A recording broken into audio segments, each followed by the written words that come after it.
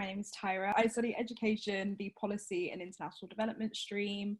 I matriculated in 2018 and I'm set to graduate in 2020. Thank you so much for agreeing to be in this. It's amazing to have a current student just so we can compare the differences between now and in the past. First things first, we want to know what your journey was like to Cambridge. Did you have a conventional journey? Was it something that you were aspiring to for a long time? Was it a last minute decision? Just tell us how you even got here in the first place. Cambridge for me was spontaneous. I remember getting to sixth form and I had moved from my previous school to my sixth form, and my teachers were like, "Are you going to consider Oxbridge?" And I was like, "Yeah."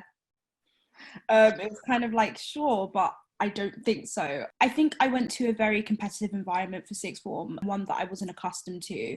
I had moved from a comprehensive school to a grammar school. And so when it came to application for Oxbridge time, I just thought, why not? One of my teachers actually had sent me a link to a study day at St. John's for English, because I really wanted to study English at the time.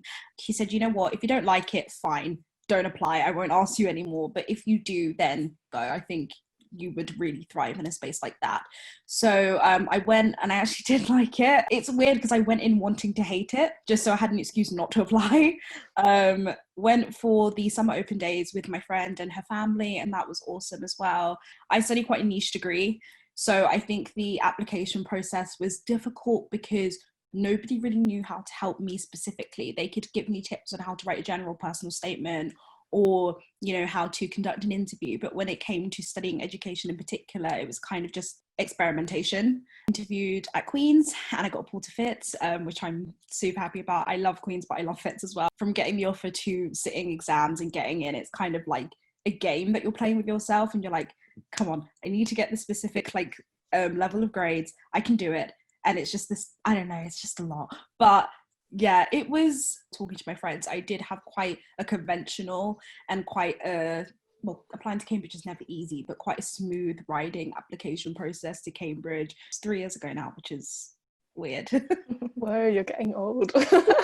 Moving on to now actually being here, what are some of your favourite spaces in Cambridge? So where do you love to be when you're in Cambridge? If I'm talking about physical spaces, I love my faculty. It's quite far removed from everywhere. It's right next to Homerton, and I really like that little bubble that we have. I do really like Fitz as a space. It's nice and open and green. The College Cafe is my favourite place. I think if we're talking metaphorically, my favourite place to be in Cambridge is around my friends. Just anyone who can make me laugh, and they can support you through, you know, even if it's just you guys sitting in a room and writing an essay, having human contact is really nice. Outside of Cambridge in particular, as in the institution, my favourite place is just to walk into town, especially the Waterstones Cafe. I spend a lot of time there, probably too much time. What are some of your favourite societies and how have they if they have shaped your experience of Cambridge? This is a really cool question. I'd say at the top of the list is BME campaign. I was on committee. Yeah. I was on committee from 2019 to 2020, and the BME campaign hosted the first kind of BME event I went to at Cambridge, and that made me feel normal because I think it's a week into term and I wasn't even meant to go. It was very spontaneous. And just being around people who looked like me was just a breath of fresh air. So the BMB campaign will always have a special place in my heart. ACS as well. Love ACS Affair, love the ACS socials. That's also a really, really cool space. Fly and Fuse, they're very good safe spaces as well. So I really appreciate them as spaces. I think quite similar to a lot of BME students, a lot of these spaces that I navigate are BME specific. So those societies, I'd say, have really shaped me at Cambridge. Thank you for that. You said it was nice to see people like you and it just made you feel normal. Or when you are in a space that's predominantly white, what's your experience of that? I think it's interesting because it's very contextual. If we're talking academic spaces, my course is not very representative of Black students. So being a Black student in particular in my course can be quite interesting. And I don't think anything comes out of hostility. I think it's just people don't really understand what it's like to be the only Black person in a room sometimes. And so there are things that are said that aren't the most appropriate. So for instance, in a lecture about gender and race, I got coined the expert in race in the room, and it was just a bit uncomfortable. I mean, in a way, I was talking about race a lot in that lecture because it was meant to be about gender and race, and we didn't really talk about race at all. So I was like, okay, this is important to bring up. but it was just weird. And, you know, in the wake of George Floyd's murder and everyone kind of wanting to become more educated, I had few people in my course, I want to say at least 3, message me to educate them about white privilege. And it was just kind of that, almost that kind of demanding of labour that I think sometimes can come from academic context, especially if you want to discuss race and you're the only black person, it kind of feels like they have to. So that can be quite uncomfortable. But that being said, my faculty is very accommodating. So they do their best, bless them. College, I think we're lucky at Fitz because we're not in a space that is overwhelmingly white. We do have quite a diverse college demographic, well, diverse for Cambridge anyway. And I think it's interesting at Fitz because you would assume that because we have more of a diverse cohort, people would be more understanding. And I kind of find sometimes that's not really the case. I think people use it as an invitation to act as if there's no representation issues at Cambridge. And I think you can get hostility from students and staff. That's just the nature of existing in Cambridge.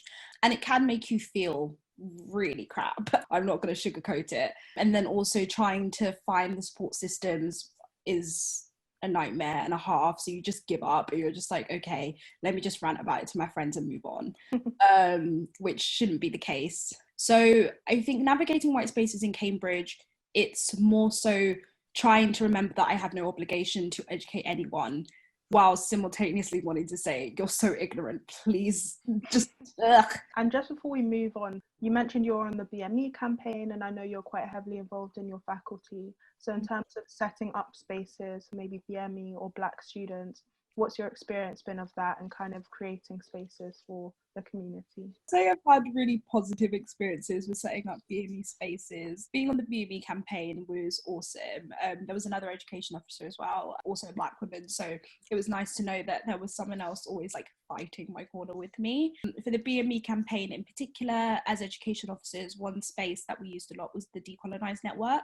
We didn't establish it, it was already pre-existing, but we kind of segued our way into it and began to help facilitate and stuff, which was a really positive space, just being in a space with people who all want the same goal to decolonise education and decolonise Cambridge in particular. So that's a really safe space, and it's always amazing to hear about what everyone's doing because there's so many students constantly doing other things and it's so hard to keep track. I'd say in my faculty in particular, something I did over the summer was after everyone was messaging me asking me to educate them about racism, I just had enough and I was like, okay, if you want to have this discussion, let's have it. So I emailed a member of my faculty who I have spoken to before about race relations at our faculty, and I said, I keep getting messages about this. We need to have a discussion. I don't mind facilitating it. I don't mind planning it. Can you provide me a platform to do so? So I had a meeting with that particular member of staff and the head of the equality and inclusion group at my faculty. We organised a forum, and we had a forum which was entitled Let's Talk About Allyship. In that forum, we spoke about anti-racism, the role of social media in anti-racism and how it can do more harm than good sometimes. We talked about what it means to be a white ally and the ways in which allyship is important, and white allies have to remember that they cannot get allyship fatigue and that they have to be ready to change how they are helping and supporting Black people, because the nature of racism is dynamic and it's always changing. And that was really positive. It was a 2-hour discussion on a Thursday afternoon, and it was really, really well received, really good turnout. So we decided to kind of keep them going. But that was really awesome to kind of just hear positive things about something that I literally just came up with because I was frustrated. It turned into something conducive. So I'm really happy about that, and I'm really excited to see those forums continue. So I think there's been a mixture of trying to establish new spaces and utilising the ones that already exist that have been set up by incredible people who've come before us, and no doubt be continued by people who come after us, like Tolu, who's taken my job. I think that leads us perfectly on to the next theme, which is activism, and which is why we're so excited to speak to you. So you mentioned that you've been involved in BME campaign. I guess we just want you to talk to us about some of the key campaigns you've worked on, or some of the key campaigns in Cambridge generally that have impacted you in some way, even if they're not connected to Black specific issues? I think the beauty of Cambridge is that a lot of people want to see the world change. And so a lot of people take initiative to make it happen. I'm going to start with talking about myself and then I'll go into other people. I think with me, the main two things I've done, I'd say, in the way of activism are BME campaign and Kusu welfare and rights. And I've spoken a bit about BME campaign, so I'll focus on welfare and rights. I ran for PTE, and for those who don't know how Kusu was set up, it's SU now, so it's not the same structure, but last year you have the sabbatical officers who have part-time executives who are basically, I considered myself Stella's assistant, and I came in with the goal of kind of bridging the gap between the SU and the BME campaign, because at the time we didn't have a BME sabbatical officer. We do now, which is amazing. And so everything I did as welfare and rights officer was very BME specific. And I went in wanting to challenge the fragmented nature of Cambridge and see if we can get some form of centralised policy on racial harassment, because it's a problem in Cambridge that I think a big majority of BME students have experienced, whether it's microaggressive or overt. We decided to design a survey. So the summer between first and second year for me, I designed a survey to collect data to prove that there was a problem. The university is well aware that there is a problem, so they had already taken steps to see what they could do. So instead of going down the formalised route, we instead took the survey that I designed and we put it in the Big Cambridge survey. Before this, there were no questions in the Big Cambridge survey about racial harassment and what the experiences of being a BME student in Cambridge. So I'm really proud of myself that I was able to help do that. And I hope that, you know, when the data comes in from the Big Cambridge survey, it does give people enough and wakes people up to the problems in Cambridge, because I think there is a lot of denial, especially when you see things like, you know, 91 Black freshers, and it's like, okay, cool. How are they treated when they get here? And I think that's the goal, kind of wake people up and say, just because you don't hear about racial harassment doesn't mean it doesn't happen. It happens every day. And we need your help to tackle it, because we can't just do it on our own. And frankly, we shouldn't have to. I mean, I don't consider myself an activist. I just do what I gotta do. So that was really cool. I think in terms of people in Cambridge that have set up spaces that I think are amazing, the Black Hand Tabs, I think, is one of the coolest things ever, which is essentially just used to find archival or evidence of the existence of Black students in Cambridge. And they have an exhibit. It was for Black History Month, and I don't think it's ever been taken down, which is great, in Fitz. So it's nice to kind of see these people who came before us, because I think it's so easy for people to treat you like you are rare in this space. And I think that's the thing about being Black in Cambridge. It's this weird duality of invisibility but hyper visibility. Invisibility in the sense that you're often the only Black person in the room, and you often feel like no one ever sees you and you're not represented, but you're hyper visible because of that. And whenever there's something race related, you're automatically held on this pedestal. It's nice to kind of remind yourself that you're not the only one experiencing that. I really love the spaces of Fuse and Fly, because I think the approach of, you know, Black and then end of discussion is not useful, because we're not the same and we shouldn't have to be. And there are people who exist on different intersections of Black identity and BME identity who experience different struggles. So I think with Fly focusing on women and non-binary people, and Fuse focusing on queer people of colour, it just highlights that you can't just take a blanket approach to every single person you see that isn't white, because we're all different, we all have different experiences, and we all experience different margins of oppression. Because I think sometimes it becomes this oppression Olympics where it's like, yeah, you may be Black, but I'm a woman, I experience misogyny, and it's like, do you think I don't? Like, come on. So I think those spaces are really essential. So Fly and Fuse are awesome, and their work also inspires me. So yeah, love them. Thank you so much. And I really want to hear you talk about the End Everyday Racism campaign, because I saw you in those videos and it was just a really cool thing to be a part of. She's our superstar, our film star. Honestly. So End Everyday Racism was set up by the Department of Sociology, and the whole idea of it, which I think is really cool, is to collate student experiences to kind of archive racism as it goes along. It's a completely anonymous reporting system. You fill in the location of the event, the time, if you remember, and you just detail the event. And this can be anything from microaggressions, so for instance, being denied entry into a college or being harassed about your CAM card, which I think every Black student has had happen to them at some point, to more extreme things, which unfortunately do happen sometimes. And in this report, I believe it's Monica and Ella from the sociology department who are behind End Everyday Racism. It's to get the data together so groups can use it to kind of highlight the point and highlight why they're so important, but also for the university to have proof, because I think sometimes when talking about racism, the first question is, where's the proof? And if you give it to them in batches, they can't deny it anymore. So End Everyday Racism is awesome. It's not a reporting system that requires you to that leads to any resolution. It is literally for collating data. It's anonymous. And I think in a way that is a good thing, because sometimes you don't really want to go through the burden of, you know, trying to get justice or trying to get something resolved, because by the time you get through the first week, you're tired and you're like, forget it. So sometimes it's just a nice little vent to just be like, yeah, and this happened to me and this is wrong. And then you just get it off your chest, and honestly, therapeutic. So yeah, and racism, I think, is an awesome space, and I can't wait to see where it goes. And just quickly wrapping this topic up, I wanted to have your opinion on what you think the biggest issue, or maybe a couple of big issues at the moment for Black students in Cambridge. Oh, this is interesting. I'm not going to say the obvious. I'm not going to say representation, because I think that's just a given. I feel like if you look at the ethnicity demographics and like the breakdown, you will see there's a problem with representation. You don't need that pointed out to you. I will give you 3. The first one is the awarding gap, and I'm not using the language of attainment because that assumes that there's something wrong with us and it's not our problem. The awarding gap, the fact that, you know, everyone likes to paint this picture of when you get into Cambridge, that's it, you've made it, like, amazing. When in reality, you know, we are statistically leaving with worse degrees than our white counterparts, and it's not fair. So the awarding gap, which is so sad because a lot of people don't actually know it exists.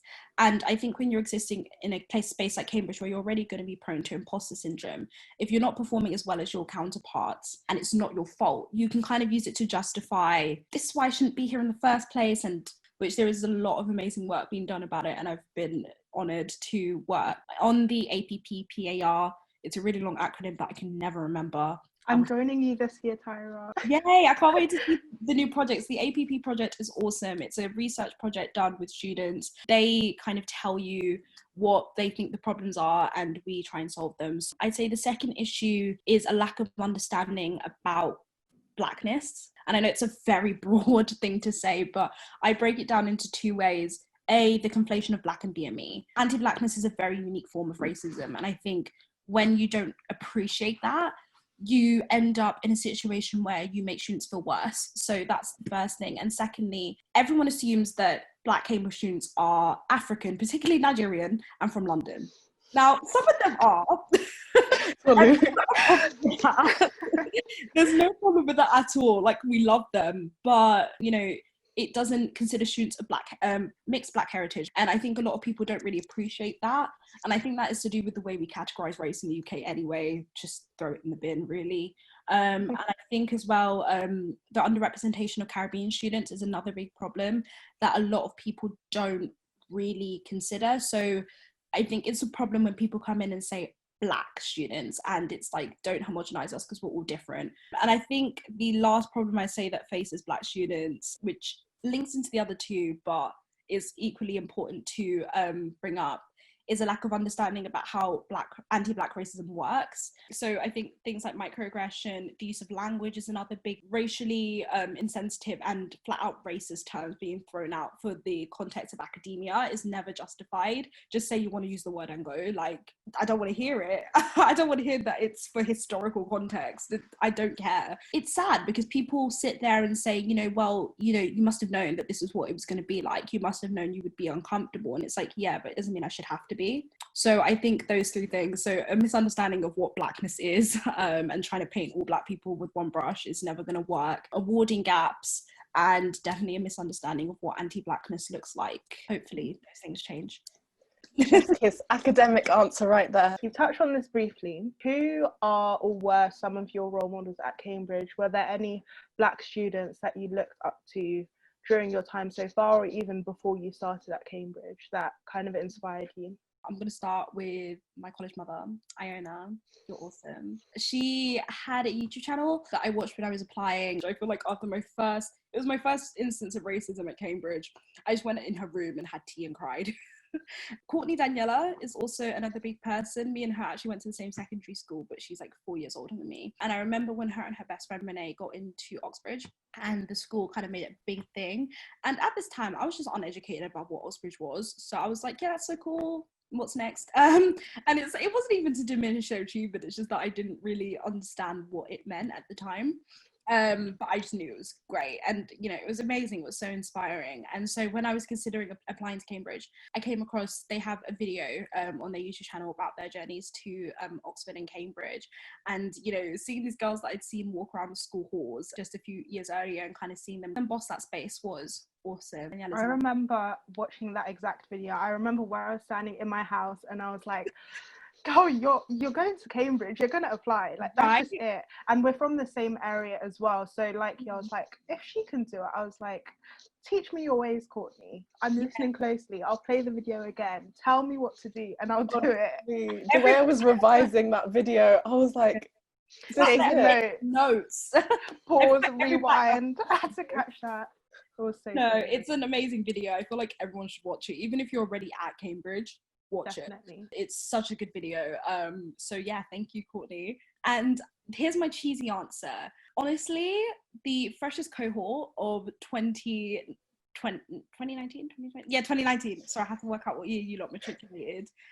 I feel like you guys were almost thrust into the spotlight because, you know, 91 black freshers, you know, let's you know, the Stormzy effect, all this stuff. And it was like, we love you, but you know, I was like, how about the black students who've been working behind the scenes, doing access days, things like that? But that aside, you know, you were thrust into the spotlight. And I feel like one of the things that was really interesting was seeing such a big group of black students at Cambridge and you guys beginning to navigate it. I feel peak for you, but also like we need you. So yeah. Up next, I don't know why I keep doing an American like movie voice. I just wanted to ask you about one thing you didn't think would change at Cambridge, but has, if anything, because change is tough in this place. It links back to what I just said. I never thought there would be a time where I'd be walking in town and I wouldn't recognize one of the black people I saw. I know there was only a year between you guys coming and the time that I came, but in first year, I kid you not, I'd say good 99.9% of the black people I walked past, I knew their name, I knew their college, I knew their subject. And I was like, that's actually quite peak. Just imagine knowing everyone that looks like you in Cambridge. So the fact that I can walk down the street in Cambridge now and I see a black person and, you know, there's a black person nod, but I don't actually know you. That, I mean, I'd like to get to know you because friends, but that's so nice to know that we're getting to the point where we don't, you know, recognize everyone we see. That being said, you know, the fact that there's only 200 of us that are undergrads, I mean, that may have gone up with the new cohort, but just above 200 black undergrads is quite concerning. So yeah, seeing the numbers increase is a lot. And it's really exciting. It's quite overwhelming, but yeah. And following on from that, what's one thing that you'd want to see change at Cambridge in the future? Wow, okay, that's a question. There's multiple answers to this, but I'm going to give you two. I'd say the first thing is I'd like to get to a point where you don't recognise me because I'm a black student at Cambridge, but more so because I'm a student at Cambridge who happens to be black. And it goes back to what I was saying about the hypervisibility and invisibility at the same time. People often will minimize your whole existence in Cambridge, the fact that you're black. And that's quite exhausting. After an experience of racism where some girl told me that all black people look the same, she proceeded to say that we should be proud of ourselves for getting into Cambridge, which I was like, that's not the take. I don't know what you thought you did with that sentence, but it wasn't cute. You know, the ones where you're like, all right, boss, thank you. So I'd like to get to a point where we can celebrate the fact that we are black in Cambridge, but it's not the be all and end all of our existence in Cambridge. So that's the first thing. Second thing I'd say about like what I'd like to see change is people beginning to appreciate that our existence in this space is not without struggle. And I don't want to turn this into a whole, like, the only thing black students do at Cambridge is suffer. Like, we have a good time. Like, being black in Cambridge is lit. We need to get rid of this narrative that as soon as we get into Cambridge, that is the end of everything. Like, we made it social mobility, which is a fraud, by the way.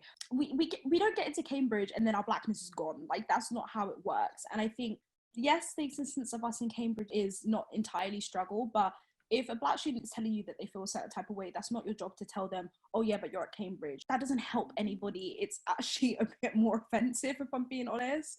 Seeing that put into action, and you know, I don't want to hear any more about data collection and interviews and stuff like that. Like, we know the problem exists, period. I want to see systems put into place to help challenge that and help solve that. And I know I said I was going to say two things, but I'm going to bring in a third because it's relevant to that. I don't want to see the onus on black students, because black students, I swear we all have a second time job at this point. Our job is to do, you know, you guys are BME officers, you're doing the thing, BME Open Day is going to be lit. I'm so happy. AIM Cambridge, which I'm so happy to be a part of as well. But we really have a degree to do. I don't know about you, but I'm going to third year. So like my degree counts this year. And it's like just a little bit. And it's like, you know, there is no pressure. It's not by force that because you're black in Cambridge you should do activism. It's actually not by force. But I feel like a lot of us almost feel an obligation, because if we're not going to do it, who will? B, you know, people have done it before us, so why not do it for other people? And C, we want to leave something behind. And you do get to see the results of your work. You know, you do get to see forums happen or open days happen or more black students, and it is rewarding. I got invited to speak at the annual race equality lecture, which I was like, that's amazing. And it's so funny because the other panelist is my dissertation supervisor. But it's just, you know, you do get things back like that where it's like, you know, our efforts aren't going unappreciated. Thank you so much, Tyra. This has been so just good. It's been very good. Good vibes all around. Yeah. Love it. Thank you for having me.